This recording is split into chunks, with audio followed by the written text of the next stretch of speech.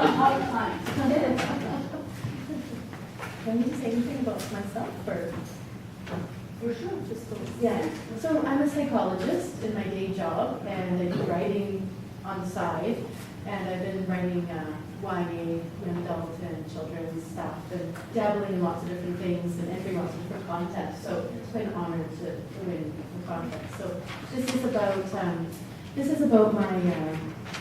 my thoughts about cell phone use and therapy. So I've been working with a lot of university students, mostly working at UBC, Kwantlen, and SFU now. And I've noticed there's quite a change in what technology has done to therapy sessions, and so I have to adapt. So that I've been thinking about that, and so I wrote about it. And I remembered my reading glasses today because I'm at a certain age where I need them. Yes.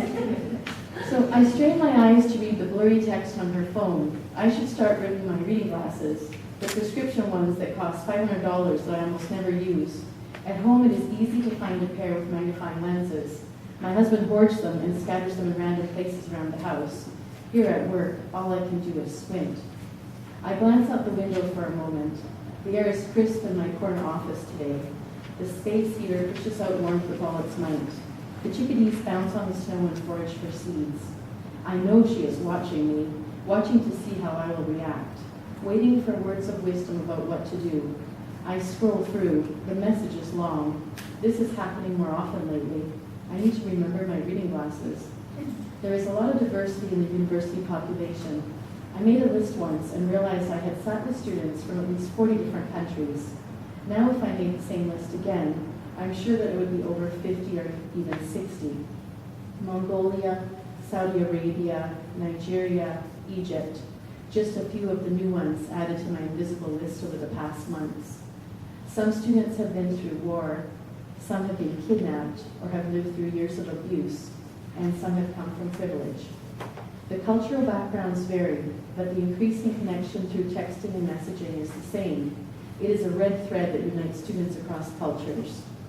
University students keep me informed of the latest technological developments. Many years ago, one of my regular clients asked, "Have you heard of Facebook?" "No," I said. He showed me his screen. I sign up at home in an effort to keep up with the interests of my clients. Years later, a female student asked, "Have you heard of Tinder?" I think I have," I said. She proceeded to show me as she scrolled through her account. "Oh," I said. Sometimes keeping up with the latest developments provides more information than I had needed. Most of the students living on their own don't have landlines and don't see a need for one. When the landline rings in my office, my 19-year-old client says, "You can answer that." I shoot him a confused look. "No, I don't need to, thank you." The shared understanding that phones are to be ignored while in a meeting is no longer there. His cell rings. I ask, "Do you want to answer that?" He looks down, sends a quick text. Sometimes in the middle of a session, a client's phone buzzes. We are discussing her family situation.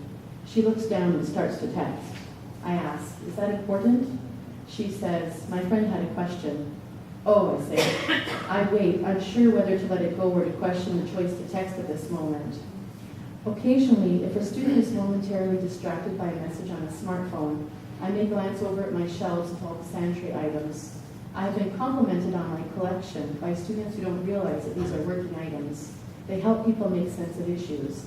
Just like art therapy, these shelves are rich with metaphors and images that are waiting to be understood, waiting to be selected and placed in a tray of sand, to be reflected on and integrated as a tool to work through issues.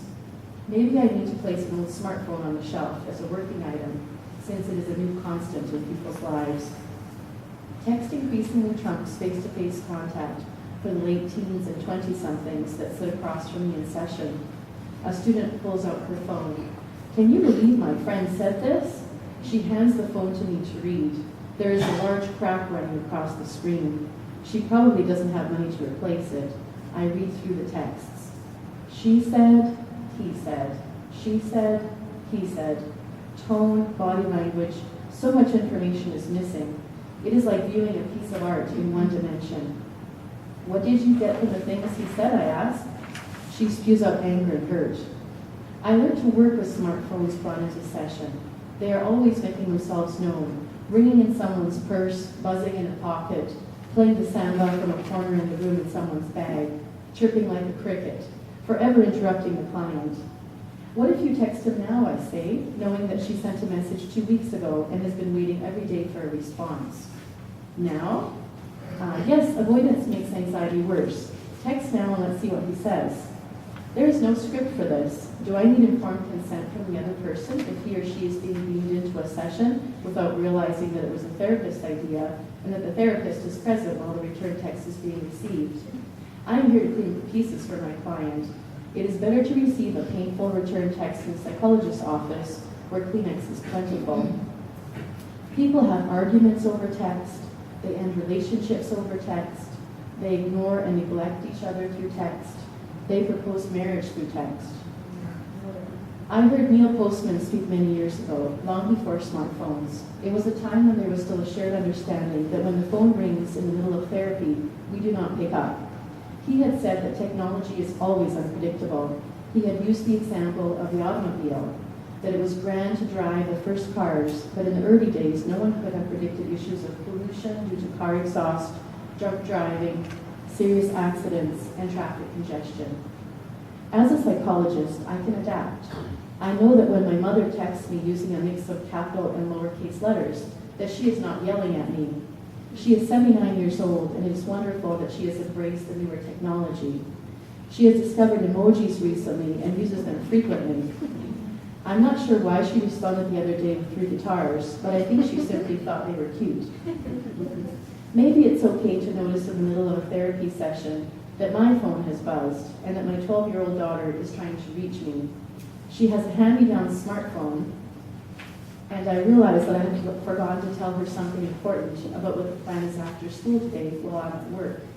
The changing culture of phone technology has relaxed social norms, and maybe this is reciprocal. Do you mind if I send a quick text to my daughter? I asked my client. Sure, go ahead. Her tone is sincere. As I text, I'm aware that my student has also picked up her phone to check the latest developments in her world. We are plugged into the grid, a temporary distraction, a brief connection, and then back to the business of therapy.